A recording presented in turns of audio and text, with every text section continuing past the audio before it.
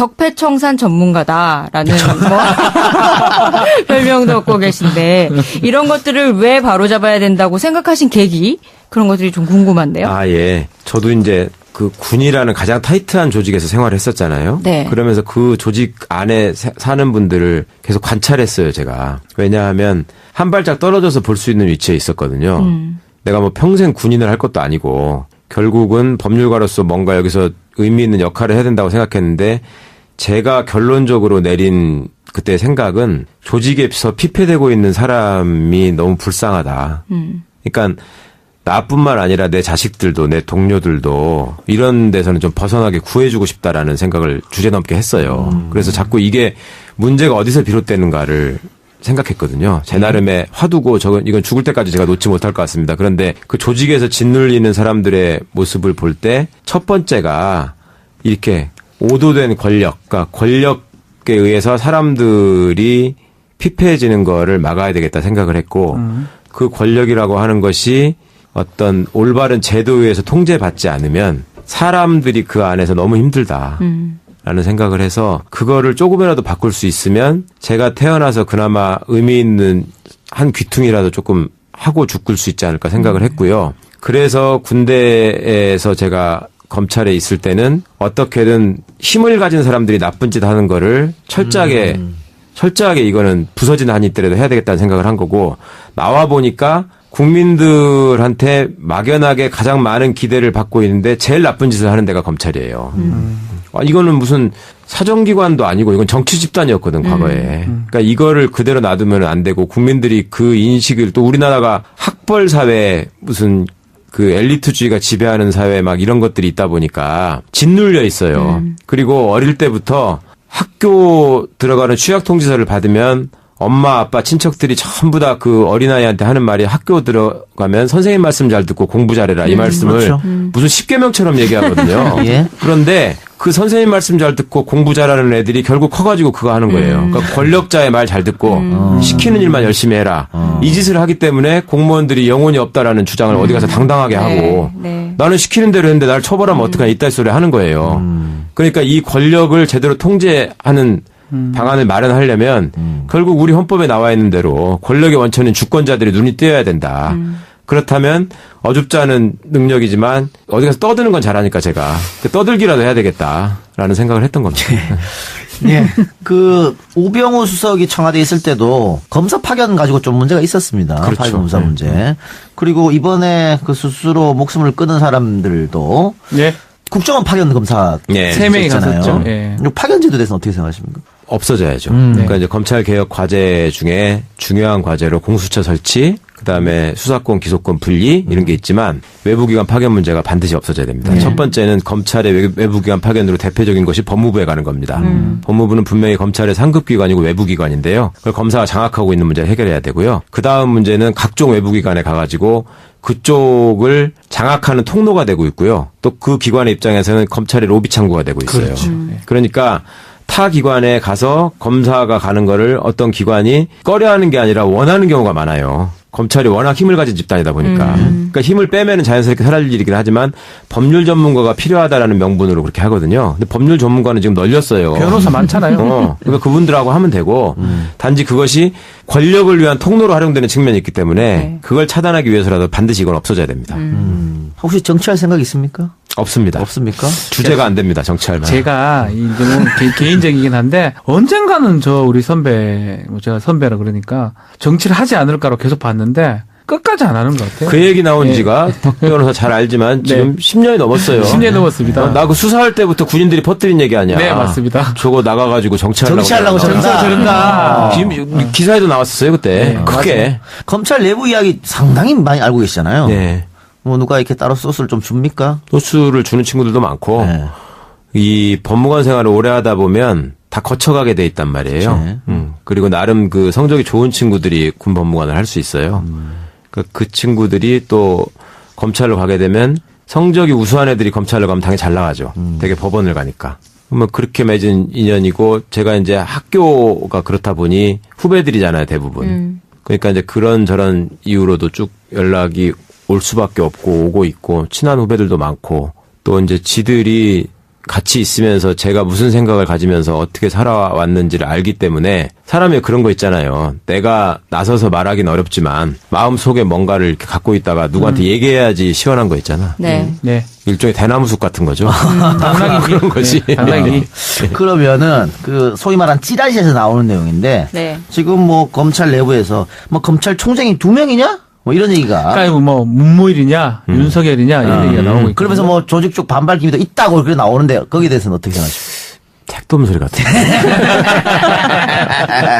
저는 문무일 총장이란 분은 전혀 모르고 네. 윤석열 검사장님은 잘 알아요. 네. 뭐 개인적으로 형이라고도 부를 수 있는 사이인데 그 양반이 시험이 늦게 되셨고 하기 때문에 윗사람들이 어려워하는 건 사실이에요. 나이가 많으니까. 네. 그런데 그렇다고 해서 그분이 어디 가서 경고망동을 하고 누구처럼 뭐 윗사람 짓밟고 넘어가고 이런 거는 그런 건 뭐 우병우가 잘하는 말하는 거지. 거죠? 예. 우병우가 잘하는 거지. 윤석열 선배는 그런 사람 아니에요. 지금 문재인 정부에서 하도 중에 하나도 검찰 개혁인 것 같습니다. 예, 그렇죠. 문재인 대통령도 검찰에 대해서는 많은 생각이 있을 텐데 검찰 개혁이 어떤 권력자의 의지만으로 되겠습니까?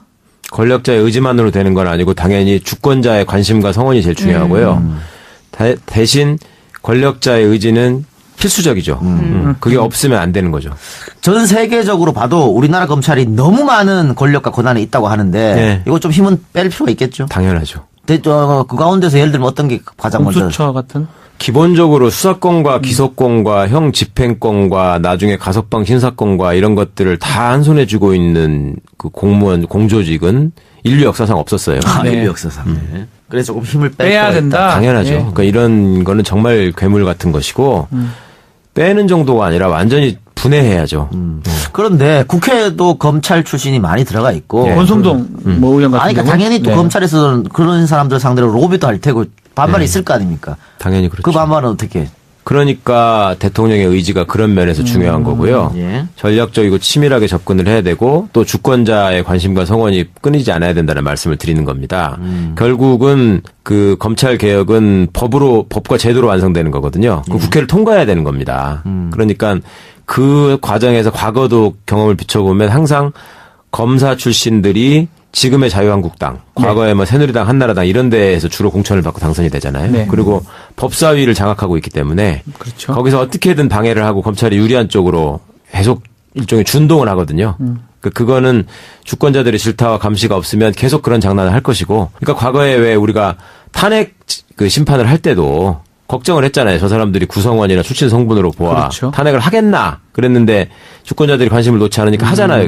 결국은 했죠. 예. 그렇게 가야 되는 거죠. 그럼에도 불구하고 많은 국민은 검찰을 신뢰하지 않고 그렇죠. 이런 말을 들으면 매우 뼈아프겠지만 뭐 권력의 개다. 네. 뭐 이렇게 세간에는 이야기합니다. 그때는 다르지. 안대희 할 물론 때하고는 그렇지만 다르죠. 예. 검찰 적폐청산은 지금 잘 이루어지고 있다고 보시는지요?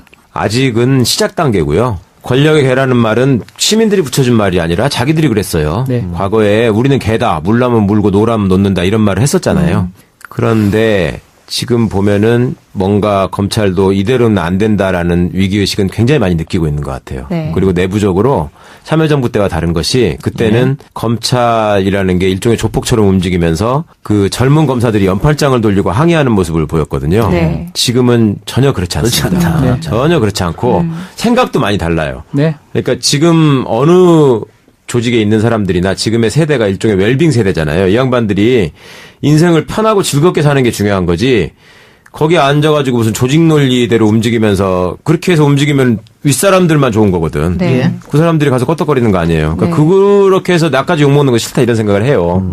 그러니까 조직적으로 움직이는 건 거의 불가능한 상황이고 그 국민들도 이제 검찰의 실체나 속성을 너무 많이 알아버렸기 때문에 네. 과거처럼 야 우리가 뭐 엘리트고 중요한 일 하는 사람들이야 이러면서 넘어갈 수 없는 상황이거든 지금. 자, 김관진 전 장관 구속이 됐습니다. 네. 네. 김관진 전 장관 정말 대단한 사람 너무 같아요. 빨리 좀 어떻게 좀 잘 알지 않습니까 성격을. 그러니까 너무 잘 급하게 알죠. 분 거 아니에요? 이 3개 정부를 거치면서 다 요직에만 앉은 사람이잖아요. 네. 그러니까 박준 변호사 말대로 조금 아니까 이분이 어떻게 그렇게 3개 정부에 거쳐서 다 요직에만 있었을까요? 합참의장, 뭐 국방부 장관, 안보실장까지 다 했죠. 예. 그렇죠. 노무현 정부 때 합참의장이 합참의장. 됐고 마지막 합참의장이고 네. 박근혜 정부 때 국방부 장관이 됐고 이명박 때. 이명박 예. 말기에 국방부 네. 장관이 됐고 박근혜 정부까지 이어져서 국방부 장관을 하다가 안보실장까지 안보실장 하고 하고. 예. 이 사람이 개인적인 품성 면에서는 그렇게 지저분하고 나쁜 사람은 아니에요. 상대적으로. 예. 그러니까 어찌 보자면 김장수, 김관진, 박흥렬 이거는 상대적으로 양질이야. 그러니까 품성 면에서 보면. 네. 그런데 무슨 특징이 있냐면 군인들이 기본적으로 우리는 박정희의 자식이다라는 생각이 있어요. 은연중에. 왜냐하면 박정희 씨도 육사 선배이기도 하거니와 네. 그 아들도 육사를 다녔고 그다음에 군대가 한국 내에서 소위 파워 엘리트라는 표현을 듣게 해준 사람이 박정희 대통령이거든. 그렇죠. 그러니까 이 사람들은 기본적인 그 오리엔티드한 성향이 있고 김관진이라는 분은 자기 사람을 엄청 잘 챙기는 걸로 유명했었습니다. 그러니까 김관진하고 같이 근무한 사람들이 나중에 김관진이 승진해서 어떤 자리에 갔을 때 반드시 다 좋은 자리를 차지했거든요. 맞습니다. 그러니까 일종의 세력을 형성하는 거예요. 갈수록. 그러니까 이 사람이 평판 관리를 할 수 있었던 측면이 있고 그다음에 사적으로 어디 돌아다니면서 나대고 막 이러는 스타일이 아니기 때문에 객관적으로 볼 때는 뭐 저 정도면 무난하지 않나라는 평가를 받을 수 있죠. 그런데 다른 사람은 김관진 같은 경우에도 네. 검찰 조사 받으면서 많은 이야기를 한 것 같고요. 지금 전직 국정원장 4명이 지금 나란히 구속될 위기에 놓였습니다. 이병기 원장 같은 경우도 많은 얘기를 한 것 같은데 지금 원세훈 전 원장만 입을 다물고 있거든요. 네. 어떻게 보십니까? 그 검찰 수사관 했었으니까. 언제까지 계속 이 스트레스 유지할까요? 원래 그 사람이 원따로라는 별명에서 원따로? 별명이 원따로잖아. 뭡니까? 모르세요? 예. 그 서울시에서 원래 공무원 출신 행시 출신인데 네, 네. 따로. 서울법대를 나온 행시 출신인데 네. 서울시 공무원 생활을 쭉 했잖아요. 네. 그런데 밥 먹으러 갈 때 한 번도 누구랑 같이 가지 않고 혼자 앉아서 늘 밥을 먹었다. 점심시간에. 그래서 원따로예요. 원따로예요? 네. 예. 그런데 그 원세훈 국정원장 때 그 법무보좌관을 나간 부장검사. 예. 이번에도 왜 문제가 됐지만 장호중 씨 같은 자리에 그렇죠. 있었던 예. 검사가 그 제 대학 동기였는데 그 친구한테 누구한테 진짜 특이한 사람이라고 그러더라고. 그러니까 성품이 워낙 독특하고 일변도인 사람이기 때문에 네. 충성 일변도인 사람이기 때문에 여지까지는 뭐 버티고 있는지 모르겠지만 검찰이 지금 제가 보기에는 원세훈용 지게를 하나 만들어 놓고 거기에 지금 차곡차곡 쌓아가는 과정이거든요. 증거 자료 수집하고 있다. 그러니까 예. 이제 전현직 국정원장들이 계속 했던 일들이 네. 원세훈이 모를 리가 없고 그렇죠. 다 안 했을 리가 없고 그러니까 그런 것들이 지금 다 확보가 됐잖아요. 그리고 또 다른 한편으로는 이제 국정원 내부 자료로 또 나와 있는 증거들이 있고 그러면 그거를 합쳐가지고 갖고 있으면서 이제 수사 기법상 야 이거 이렇게 다 얘기했는데 왜 아니라고 그래? 아니면은 뭐 다른 쪽으로 쭉 얘기해서 몰고 가다가 네. 갑자기 들리면서 아닌데? 이러면 맛이 가겠죠. 네. 그런 상황이 올 것 같습니다. 지금 뭐 특수활동비 얘기도 많은 국민이 보기에는 정말 기가 막힌 사건이잖아요. 네. 이 특활비 수사 결말은 어떻게 날 걸로 보세요? 특수활동비는 아주 그 수사가 꼭 필요한 부분이었고 특히 국정원의 특수활동비에 대해서는 국회가 그간에 수없이 많은 문제 제기를 했는데 한 번도 시정된 적이 없잖아요. 이번에 정말 의지를 가지고 하는 것 같아요. 네. 그러니까 제가 윤석열 지검장의 이렇게 그간의 저기를 좀 들어보면 과거에 국정원 수사를 하면서 이분이 국정원에 의해서 잘렸다 이런 차원이 아니라 네. 나라가 제대로 되려면은 국정원이라는 게 뭔가 적법 절차를 지키고 투명해져야 된다라는 생각을 그 과정에서 굉장히 많이 가진 거예요. 그러니까 사람을 소환하려고 해도 이게 누군지를 몰라서 못 부르는 네. 상황이었잖아요, 네. 당시에. 그리고 압수수색을 하러 가도 사무실이 어디가 어딘지를 몰라갖고 가짜 사무실 털어갖고 하나 온 거 만들었잖아요. 아니에요. 사무실. 그렇죠. 네. 그러니까 이제 그런 것들이 제자리를 잡게 해야 되고, 근데 그것의 전제가 되는 것이 결국은 돈으로 다 모든 거를 구성하기 때문에 이 양반이 특수활동비 사용 내역을 들여다보면 얘들이 무슨 불법을 했는지를 알수 있다. 확인할 수 있다라는 거를 알고 있어요. 그러니까 이걸 통해서 많은 게 밝혀질 것이고 그리고 이번 일을 통해서 많은 게 정리될 거라고 생각합니다. 자, 이거 물어봐야 될 것 같다. MB는 그러면 씁니까? 포토라인에? 당연하죠. 언제쯤 쓸 수 있습니까? 글쎄요. 뭐 연말 안에 세워야 되지 않을까요? 저는 두 가지 측면에서 보는데 하나는 수사가 상당히 많이 진척이 돼 있고 예. 특히 뭐 댓글 사건이나 블랙리스트나 이런 것들은 뭐 지금은 MB만 남은 상황이잖아요. 그렇죠. 다 했죠. 예. 국정원 특수활동비 부분도 MB가 무관할 리가 없을 것이고 네. 그러면 결국 언제 부르느냐 어느 정도 쌓인 다음에 부르느냐의 상황만 남았는데 원서훈에서 꼭지가 따이면은 뭐 그 다음에는 MB밖에 없는 것이고 또 한 측면에서는 검찰이 조직보를 위한 전략에서 보더라도 사실은 국민들 입장에서 개혁과제 1순위로 검찰개혁이 지금도 네. 계속 1등으로 꼽히잖아요. 네. 그러면 검찰이 취할 전략은 과거의 경험에 비춰볼 때도 한 가지뿐이에요. 국민들이 가장 원하는 수사를 해서 박수를 받아가지고 과거에 대선 자금 수사를 안대희 씨가 해가지고 박수 받으면서 참여정부의 사법개혁 검찰개혁 무산시켰잖아요. 그렇죠. 그거를 다시 하고 싶을 거라고요. 오히려. 그러니까 지금 이 사람들이 바라고 있는 거는 예를 들면 그런 거지. 국민들이 제일 미워하는 지금 문고리 3인반 중에 둘을 먼저 구속했잖아요. 네. 다음은 우병우입니다. 그 다음은 이명박입니다. 그렇게 되면 우리는 박수를 받을 것이다. 그리고 경찰 수사력과 비교를 할 것이다. 국민들이 자연스럽게. 그리고 저런 검찰을 수사권을 뺐단 말이야? 이렇게 생각할 것이다. 그걸 노리고 있는 것 같아요. 그럼에도 불구하고 멋진 시나리오네. 네. 그래요. 아까 전직 대통령을 구속시키는 부담감은 없을 것 같고요. 아까 뭐 없죠. 예. 전혀 없죠. 예. 최 변호사님이 뭐 필요하다고 12월 뭐. 말 정도 이제 이야기를 또 했는데 그러면은 검찰 수사가 지금 거의 다 왔지 않습니까? 네. 속도를 더 낼 가능성이 있다고 보십니까 그러면? 속도, 그러니까 뭐 시간을 정해놓고 한다고 할 수는 없겠습니다만은 속도를 낼 수밖에 없는 상황이죠 지금. 왜냐하면 전직 국정원장들이 줄줄이 구속되면 그 다음에 벌어질 일은 제보입니다. 제보. 그렇죠. 그 사람들이 다 들어갔는데 야 이러면은 이제 이거 내가 다 얘기해야 되겠구나 하는 사람들이 막 생기거든요. 예. 그러면 그런 것들이 쌓여 있으면 검찰이 그걸 절대 외면할 수가 없고 빨리빨리 정리하려면 열심히 해야죠. 수사. 이건 다른 질문이긴 한데 지금 오늘 녹음일 기준 아직 그 국정원장들 전직 국정원 3명 네. 영장 결과가 안 났습니다. 발부는 어떻게 될 것 같습니까? 당연히 발부되지 않겠습니까? 혹시나 또 오모 판사가 또 이렇게 아이고 이해가 안 되나요? 뭐 하십니까? 아니요. 오모 판사 발부도 많이 하지만 예. 또 기각도 하고 이랬으니까 또 그런 경우가 생기지 않을까 생각도 들거든요. 그 점을 하나 말씀드리고 싶어요. 네. 그러니까 영장 발부 요건 중에 네. 뭐 주거부정, 증거인멸에 우리가 도주의뢰 이런 것도 있지만 네. 검찰이 막 주장해가지고 범죄의 중대성 이게 포함됐었잖아요. 그렇죠. 법에, 네. 형소법에. 이 판사들이 영장 전담 판사들이 그간에 국민의 지탄을 받은 이유에 대해서 좀 생각해봤으면 좋겠어. 그러니까 사법부의 독립을 훼손한다. 우리대로 여론재판 하란 말이냐 이런 소리를 할 게 아니라 이게 공직자들이라고 하면 국민들이 왜 그러는지 결국 범죄의 중대성을 어떻게 생각하느냐에 대한 거거든요. 예, 이게. 그렇죠. 그걸 논리적으로 설명할 수 있어야 돼요. 세상에 공영방송 사장이 국가정보기관의 지시를 받고 공영방송을 난도질했는데 그 사람에 대한 구속영장을 기각했잖아요. 전면 부인하고 있는데도 불구하고. 김재철 씨. 예. 예. 범죄의 중대성을 인식하지 못한 거예요. 그렇죠? 그러고서 그냥 적용돼 있는 죄명이 무슨 사형에 해당하는 이런 죄는 아니지 않냐. 그렇죠. 증거가 다 수집되지 않았냐. 이런 소리만 하고 있거든. 그러니까 법원 내부에 어떤 부장판사가 법 실증주의자들이다. 예. 이런 말을 했거든요. 그러니까 현실을 도외시하고 법의 정신을 외면하고 그냥 조문에만 얽매여가지고 기계적으로 재판하는 게 판사의 본령을 하고 착각한다. 예. 그런 점 반성해야 됩니다. 그러니까 그런 점을 생각하자면 국가정보기관의 수장이라는 자들이 나라 돈을 대통령한테 상납하면서 사실상 뇌물이잖아요. 예. 이거는 용서할 수 없는 일이죠. 그래요. 구속이 된다. 예. 네.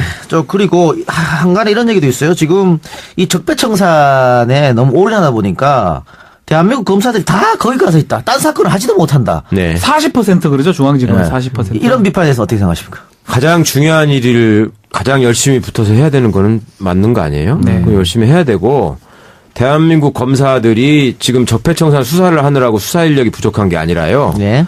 이상한 데에다가 자꾸 검사들이 나가 있고 그다음에 고검에 있는 수많은 검사들이 놀고 있기 때문에 그러는 거예요. 그러니까 그걸 정리해가지고 인력 재배치를 해서 일을 할 생각을 해야지. 그거 가만히 놔두고서 뭐 일할 사람이 없다. 이건 말도 안 되는 소리. 그대로 놔두면 안 되고 국민들이 그 인식을 또 우리나라가 학벌 사회 무슨 그 엘리트주의가 지배하는 사회 막 이런 것들이 있다 보니까 짓눌려 있어요. 그리고 어릴 때부터 학교 들어가는 취약통지서를 받으면 엄마, 아빠, 친척들이 전부 다 그 어린아이한테 하는 말이 학교 들어가면 선생님 말씀 잘 듣고 공부 잘해라. 이 말씀을 그렇죠. 무슨 십계명처럼 얘기하거든요. 예. 그런데 그 선생님 말씀 잘 듣고 공부 잘하는 애들이 결국 커가지고 그거 하는 거예요. 그러니까 권력자의 말 잘 듣고 시키는 일만 열심히 해라. 이 짓을 하기 때문에 공무원들이 영혼이 없다라는 주장을 어디 가서 당당하게 하고 네. 나는 시키는 대로 했는데 날 처벌하면 어떡하냐 이따 소리 하는 거예요. 그러니까 이 권력을 제대로 통제하는 방안을 마련하려면 결국 우리 헌법에 나와 있는 대로 권력의 원천인 주권자들이 눈이 뜨여야 된다. 그렇다면 어줍지 않은 능력이지만 어디 가서 떠드는 건 잘하니까 제가 떠들기라도 해야 되겠다라는 생각을 했던 겁니다. 네. 그 우병우 수석이 청와대에 있을 때도 검사 파견 가지고 좀 문제가 있었습니다. 그렇죠. 파견 검사 문제. 그리고 이번에 그 스스로 목숨을 끊은 사람들도 예.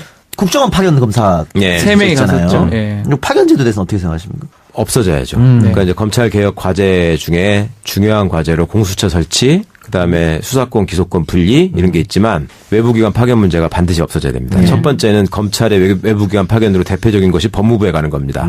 법무부는 분명히 검찰의 상급기관이고 외부기관인데요. 그걸 검사가 장악하고 있는 문제를 해결해야 되고요. 그다음 문제는 각종 외부기관에 가가지고 그쪽을 장악하는 통로가 되고 있고요. 또 그 기관의 입장에서는 검찰의 로비 창구가 되고 있어요. 그렇죠. 그러니까 타 기관에 가서 검사가 가는 거를 어떤 기관이 꺼려하는 게 아니라 원하는 경우가 많아요. 검찰이 워낙 힘을 가진 집단이다 보니까. 그러니까 힘을 빼면은 자연스럽게 사라질 일이긴 하지만 법률 전문가가 필요하다라는 명분으로 그렇게 하거든요. 근데 법률 전문가는 지금 널렸어요. 변호사 많잖아요. 그러니까 그분들하고 하면 되고 단지 그것이 권력을 위한 통로로 활용되는 측면이 있기 때문에 네. 그걸 차단하기 위해서라도 반드시 이건 없어져야 됩니다. 혹시 정치할 생각 있습니까? 없습니다. 없습니까? 주제가 안 됩니다. 정치할만. 제가 이제 뭐 개인적이긴 한데 언젠가는 우리 선배, 제가 선배라 그러니까 정치를 하지 않을까로 계속 봤는데 끝까지 안 하는 것 같아요. 그 얘기 나온 예. 지가 박 변호사 잘 알지만 지금 10년이 넘었어요. 10년 넘었습니다. 나 그 수사할 때부터 군인들이 퍼뜨린 얘기 아니야. 네, 맞습니다. 저거 나가가지고 정치하려고. 정치하려고 저런다. 기사에도 나왔었어요 그때. 네, 크게. 검찰 내부 이야기 상당히 많이 알고 계시잖아요. 네. 뭐 누가 이렇게 따로 소스를 좀 줍니까? 소스를 주는 친구들도 많고 네. 이 법무관 생활을 오래 하다 보면 다 거쳐가게 돼 있단 말이에요. 그렇죠. 그리고 나름 그 성적이 좋은 친구들이 군 법무관을 할 수 있어요. 그 친구들이 또 검찰로 가게 되면 성적이 우수한 애들이 검찰로 가면 당연히 잘 나가죠. 되게 법원을 가니까. 뭐 그렇게 맺은 인연이고 제가 이제 학교가 그렇다 보니 후배들이잖아요 대부분. 그러니까 이제 그런 저런 이유로도 쭉 연락이 올 수밖에 없고 오고 있고 친한 후배들도 많고 또 이제 지들이 같이 있으면서 제가 무슨 생각을 가지면서 어떻게 살아왔는지를 알기 때문에 사람이 그런 거 있잖아요. 내가 나서서 말하기는 어렵지만 마음속에 뭔가를 이렇게 갖고 있다가 누구한테 얘기해야지 시원한 거 있잖아. 네. 네. 일종의 대나무숲 같은 거죠. 당나귀 그런 거지. 네, 당나귀. 그러면은 그 소위 말한 찌라시에서 나오는 내용인데 네. 지금 뭐 검찰 내부에서 뭐 검찰총장이 2명이냐? 뭐 이런 얘기가. 그러니까 뭐 문무일이냐 윤석열이냐 이런 얘기가 나오고 있고. 그러면서 뭐 조직 쪽 반발 그 검찰 개혁은 법과 제도로 완성되는 거거든요. 그 국회를 통과해야 되는 겁니다. 그러니까 그 과정에서 과거도 경험을 비춰보면 항상 검사 출신들이 지금의 자유한국당, 과거에 뭐 새누리당, 한나라당 이런 데에서 주로 공천을 받고 당선이 되잖아요. 네. 그리고 법사위를 장악하고 있기 때문에 그렇죠. 거기서 어떻게든 방해를 하고 검찰이 유리한 쪽으로 계속 일종의 준동을 하거든요. 그거는 주권자들의 질타와 감시가 없으면 계속 그런 장난을 할 것이고, 그러니까 과거에 왜 우리가 탄핵 그 심판을 할 때도 걱정을 했잖아요. 저 사람들이 구성원이나 출신 성분으로 보아 그렇죠. 탄핵을 하겠나 그랬는데 주권자들이 관심을 놓지 않으니까 하잖아요. 결국은 했죠. 네. 그렇게 가야 되는 거죠. 그럼에도 불구하고 많은 국민은 검찰을 신뢰하지 않고 그렇죠. 이런 말을 들으면 매우 뼈아프겠지만 뭐 권력의 개다. 네. 뭐 이렇게 세간에는 이야기합니다. 그때는 다르지. 안대희 할 물론 때하고는 그렇지만 다르죠. 예. 검찰 적폐청산은 지금 잘 이루어지고 있다고 보시는지요? 아직은 시작 단계고요. 권력의 개라는 말은 시민들이 붙여준 말이 아니라 자기들이 그랬어요. 네. 과거에 우리는 개다. 물라면 물고 노라면 놓는다. 이런 말을 했었잖아요. 그런데 지금 보면은 뭔가 검찰도 이대로는 안 된다라는 위기의식은 굉장히 많이 느끼고 있는 것 같아요. 네. 그리고 내부적으로 참여정부 때와 다른 것이 그때는 검찰이라는 게 일종의 조폭처럼 움직이면서 그 젊은 검사들이 연팔짱을 돌리고 항의하는 모습을 보였거든요. 네. 지금은 전혀 그렇지 않습니다. 않다. 네. 전혀 그렇지 않고 생각도 많이 달라요. 네. 그러니까 지금 어느 조직에 있는 사람들이나 지금의 세대가 일종의 웰빙 세대잖아요. 이 양반들이 인생을 편하고 즐겁게 사는 게 중요한 거지. 거기에 앉아가지고 무슨 조직 논리대로 움직이면서 그렇게 해서 움직이면 윗사람들만 좋은 거거든. 네. 예. 그 사람들이 가서 껐덕거리는 거 아니에요. 그러니까 네. 그렇게 해서 나까지 욕먹 여기도 있다고 그렇게 나오는데 거기에 대해서는 어떻게 생각하십니까? 택도 없는 소리 같아요. 저는 문무일 총장이란 분은 전혀 모르고 네. 윤석열 검사장님은 잘 알아요. 네. 뭐 개인적으로 형이라고도 부를 수 있는 사이인데 그 양반이 시험이 늦게 되셨고 하기 때문에 윗사람들이 어려워하는 건 사실이에요. 나이가 많으니까. 네. 그런데 그렇다고 해서 그분이 어디 가서 경거망동을 하고 누구처럼 뭐 윗사람 짓밟고 넘어가고 이런 거는 그런 건 누구는 우병우가 우병우 잘하는 말하는 거지. 거죠? 예. 우병우가 잘하는 거지. 윤석열 선배는 그런 사람 아니에요. 지금 문재인 정부에서 하도 중에 하나도 검찰 개혁인 것 같습니다. 예, 그렇죠. 문재인 대통령도 검찰에 대해서는 많은 생각이 있을 텐데 검찰 개혁이 어떤 권력자의 의지만으로 되겠습니까? 권력자의 의지만으로 되는 건 아니고 당연히 주권자의 관심과 성원이 제일 중요하고요. 대신 권력자의 의지는 필수적이죠. 그게 없으면 안 되는 거죠. 전 세계적으로 봐도 우리나라 검찰이 너무 많은 권력과 권한이 있다고 하는데 네. 이거 좀 힘은 뺄 필요가 있겠죠. 당연하죠. 그 가운데서 예를 들면 어떤 게 가장 먼저 공수처 같은? 기본적으로 수사권과 기소권과 형 집행권과 나중에 가석방 신사권과 이런 것들을 다 한 손에 쥐고 있는 그 공무원 공조직은 인류 역사상 없었어요. 네. 인류 역사상. 네. 그래서 조금 힘을 뺄 빼야 필요가 있다. 된다. 당연하죠. 예. 그러니까 이런 거는 정말 괴물 같은 것이고 빼는 정도가 아니라 완전히 분해해야죠. 그런데 국회도 검찰 출신이 많이 들어가 있고. 예. 권성동 뭐 의원 같은 아니, 그러니까 경우. 당연히 또 네. 검찰에서는 그런 사람들 상대로 로비도 할 테고 반발이 있을 거 아닙니까? 당연히 그렇죠. 그 반발은 어떻게? 그러니까 대통령의 의지가 그런 면에서 중요한 거고요. 예. 전략적이고 치밀하게 접근을 해야 되고 또 주권자의 관심과 성원이 끊이지 않아야 된다는 말씀을 드리는 겁니다. 결국은 적폐청산 전문가다라는 뭐 별명도 얻고 계신데 이런 것들을 왜 바로잡아야 된다고 생각하신 계기 그런 것들이 좀 궁금한데요. 예. 저도 이제 그 군이라는 가장 타이트한 조직에서 생활을 했었잖아요. 네. 그러면서 그 조직 안에 사는 분들을 계속 관찰했어요, 제가. 왜냐하면 한 발짝 떨어져서 볼 수 있는 위치에 있었거든요. 내가 뭐 평생 군인을 할 것도 아니고 결국은 법률가로서 뭔가 여기서 의미 있는 역할을 해야 된다고 생각했는데 제가 결론적으로 내린 그때 생각은 조직에서 피폐되고 있는 사람이 너무 불쌍하다. 그러니까 나뿐만 아니라 내 자식들도 내 동료들도 이런 데서는 좀 벗어나게 구해주고 싶다라는 생각을 주제넘게 했어요. 그래서 자꾸 이게 문제가 어디서 비롯되는가를 생각했거든요. 제 나름의 화두고 이건 죽을 때까지 제가 놓지 못할 것 같습니다. 그런데 그 조직에서 짓눌리는 사람들의 모습을 볼 때 첫 번째가 이렇게 오도된 권력, 그러니까 권력에 의해서 사람들이 피폐해지는 거를 막아야 되겠다 생각을 했고 그 권력이라고 하는 것이 어떤 올바른 제도에 의해서 통제받지 않으면 사람들이 그 안에서 너무 힘들다. 라는 생각을 해서 그거를 조금이라도 바꿀 수 있으면 제가 태어나서 그나마 의미 있는 한 귀퉁이라도 조금 하고 죽을 수 있지 않을까 생각을 했고요. 그래서 군대에서 제가 검찰에 있을 때는 어떻게든 힘을 가진 사람들이 나쁜 짓 하는 거를 철저하게 이거는 부서지는 한이 있더라도 해야 되겠다는 생각을 한 거고 나와 보니까 국민들한테 막연하게 가장 많은 기대를 받고 있는데 제일 나쁜 짓을 하는 데가 검찰이에요. 이거는 무슨 사정기관도 아니고 이건 정치 집단이었거든, 과거에. 그러니까 이거를